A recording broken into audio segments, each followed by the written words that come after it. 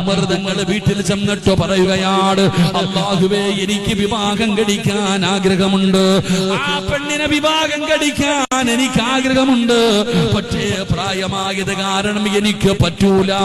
അതുകൊണ്ട് ഖലീഫയായ ഉമർ തന്റെ മക്കളോട് ചോദിക്കുകയാണ്, പണമില്ല, കുടുംബ മഹിമയില്ല, കൊട്ടാരമില്ല, ഒരു പാവപ്പെട്ട യതീമായ മകളുണ്ട്,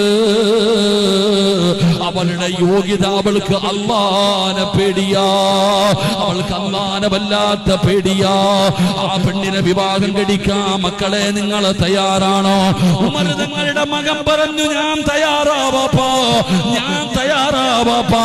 പഠിക്കടാ ചെറുപ്പക്കാരാ, ലോകത്തിലെ ഏറ്റവും വലിയ ഭാഗ്യവാൻ ആരെന്നറിയുമോ? കോടാനുകോടി രൂപയുള്ളവനല്ല, കൊട്ടാരമുള്ളവനല്ല, പെൻസുകാരുള്ളവനല്ല, ഗവൺമെന്റ് ജോലിയുള്ളവനല്ല, പെൻഷനുള്ളവനല്ല, ലോകത്തിലെ ഏറ്റവും വലിയ ഭാഗ്യവാൻ ആരെന്നറിയുമോ? അൽമർഅത്തു സ്വാലിഹാ, അല്ലാഹുവിനെ പേടിയുള്ള ഒരു പെണ്ണിനെ ലഭിക്കുന്നവനാണ്, അല്ലാഹുവിനെ പേടിയുള്ള ഒരു പെണ്ണിനെ ലഭിക്കുന്നവനാണ് ലോകത്തിലെ ഏറ്റവും വലിയ ഭാഗ്യവാനെന്ന് ആദരവായ പ്രവാചകൻ നബി മുഹമ്മദ് മുസ്തഫ